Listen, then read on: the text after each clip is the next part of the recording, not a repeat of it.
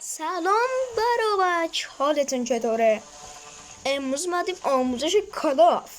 من یک کانال دوم زدم و تقریبا 1-2 ساعت پیش که گفتم با ویدیو کوتاه و امروز اومدم که بهتون بگم و آموزش بدم که چجوری کرید 117 میتیک رایگان را ببخشید یکم سرما خوردم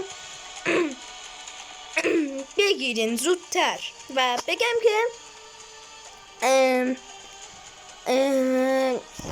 کی تموم میشه این کی تموم میشه این 117 میتیک رایگان و تا کی میتونه بگیرین. خب بریم سراغ آموزش. اول از اینکه میا اینجا امروز مثلا که 9 فروردینه این بسته ها زکتیر 2 شدن و نمیدونم بعد از چند روز اینجوری میشه، اما زکتیر 2 شدن و طبعا 4 تا میده هر روز. امروز 8 داد و میگن که هر چقدر بیشتر جمع کنید خوبتر بهتون میده و فرقی نداره. مثلا اگر 1-2 تا باز کنید کمی امکانه بد بده اما خیلی فرق نمیکنه.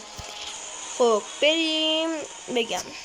و یکی دیگه الان من 188 دارم، یعنی این کریت 117 میتیک تا 1404 دیگه 26 هنوز هست و یعنی هنوز یکی نمیدونم چند سیزن، فکر کنم 3-4 تا سیزن دیگه هنوز هست و تقریبا اگر بد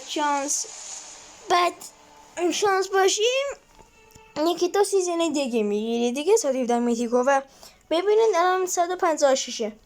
خب من همین چی میگم ببین اسمش یادم رفت، همین اینو گرفتم اسمش یادم رفته و این که همتون فکر کنم از این بعدتون میاد 100%، چون که فقط اینا رو میده. من میخوام همین خیلی زودتر تموم بشه، رفته تو اعصابم و بعدش که میخوای زودتر بگیری باید این عملیات ها رو انجام بدی و باید از این سکه های از اینا بگیری تا به بسته یا چیزهای دیگه بده. من همین الان آدمشو میخوره. خب تموم 40 تا موند بنازم. مثلا همین بلیت طلا میده بهت، آدم میده، اینها بسته میتیک، بازم بلیت طلا، بازم بسته میتیک، بسته از این طلایا خوب میده، خیلی خوبه.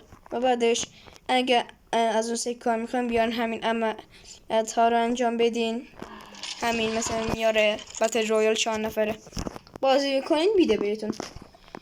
اینجا که هیچه، میدونه 50 تا سکه بخریم خوبه. خب و بعدش بهتون همه چی رو گفتم، میدونم یه کوتاه بود اما بر همین کوتاهی خوب بهتون گفتم دیگه.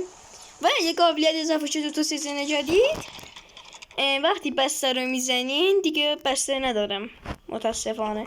ببینم دارم بهتون بگم که ندارم. به بنازم نداریم بهتون چه توضیح بدم. اونجا یه علامتی میاد، باید اون یکی ویدیو براتون بگم چون در این ویدیو نمیتونم براتون بگم. آره دیگه همه چی رو گفتم و تا کی هستم بهتون گفتم و اینجا هم که عملیات انجام میده بازم میده یه تفنگ تحریم خوبی میده. من اینجا خودم هم نمیدونم چیه، به خدا خودم هم نمیدونم چیه، به خدا نه مثل نگی بود کی بود، به خدا خودم هم نمیدونم کیه، به خدا. خب اینم از اولین ویدیو کانال جدید من یعنی کلاف و آموزش.